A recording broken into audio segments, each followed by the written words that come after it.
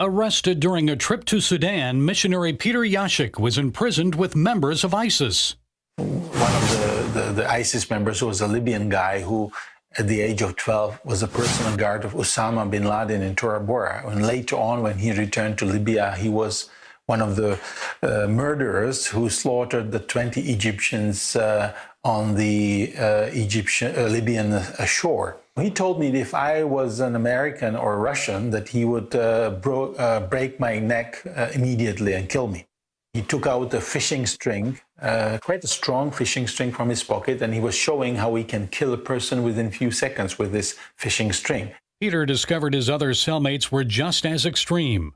When asked to share news from the outside, he told them about the Paris terrorist attack. When I said that 129 people got killed, they interrupted me and they started to shout Allahu Akbar for several minutes. So immediately I knew that the company that I was in, and I stopped telling them any more news.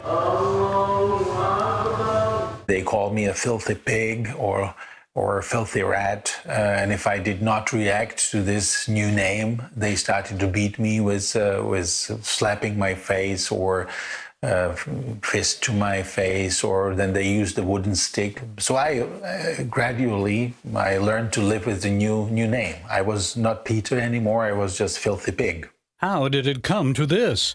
Why was this man dedicated to helping persecuted Christians now himself persecuted? Peter's arrest came in December 2015, just 2 years after the Sudanese government thought it had expelled all foreign Christian workers from the country. While visiting Sudan, Peter met with Christian leaders and recorded some video. Agents confiscated his equipment and charged him with spying against the government. During his first 4 months in jail, Peter asked God to return him to his family. His epiphany came after he led some Eritrean prisoners to Christ. And I suddenly started to realize that there is a purpose, that the Lord has a purpose for me to be in prison, to share the gospel with those people. And I started to be even more courageous to open my mouth and share the gospel also with the Muslims who were in the previous cell with me. In January 2017, a Sudanese court sentenced Peter to 20 years in prison. His work helping persecuted Christians in Sudan was considered an anti-state activity, espionage. I really was considered to be a very dangerous person, and they mentioned that I am an employee of the spy organization called VOM. So actually VOM was spy organization. Yeah, it's a spy organization. Not a missionary. No, not it's a mission spy organization. Yeah. The son of a pastor, Peter had experienced persecution before, growing up in communist Czechoslovakia. A wire service bulletin flashes the word to an unbelieving world. Christian oppression intensified in Czechoslovakia after Red Army tanks rolled through Prague in August 1968. Government agents constantly monitored Peter's parents and their Christian activities. They knew that we were receiving Bibles and we were receiving Christian literature, and we were also my parents were distributing that.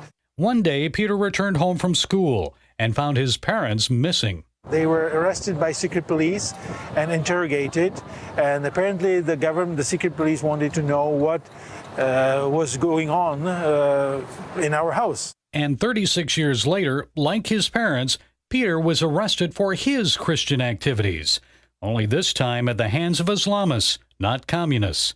But God prepared Peter for his prison experience years earlier, when his father gave him a special gift. Without saying much, he brought a book written by Richard Wurmbrand.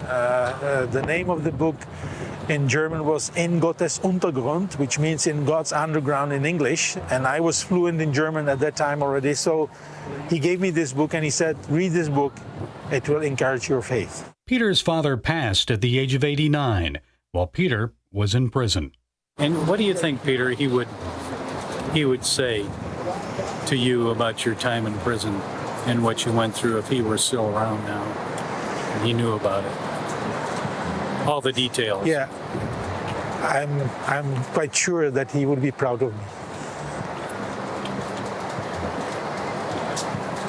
I'm quite sure, yeah. Peter was freed after spending 14 months in prison.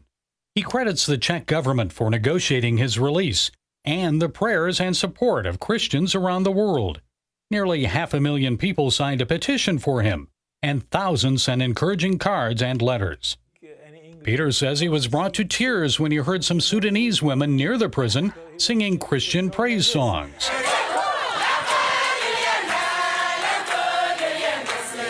How did your experience change you? How is Peter Yashik different now compared to before your prison experience? When you come through this situation, you realize that everything that you have is a grace of God, and it is only His strength that it is in prison. It is not your own strength that you can survive. Being humble and being faithful till the last moment, this is the moment when we can be more than conquerors when we go through difficult situation because of our faith in Jesus Christ. A humble servant of the persecuted church, persecuted himself, and then freed from prison. Grateful for those who prayed and for learning to wait patiently on God for victory and grace. Gary Lane, CBN News, Prague.